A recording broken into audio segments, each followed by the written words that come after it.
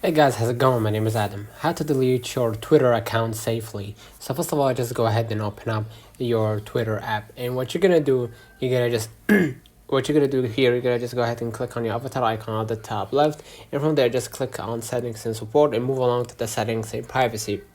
Now simply what you're gonna do, you're gonna just click on your account and then go ahead and click deactivate your account.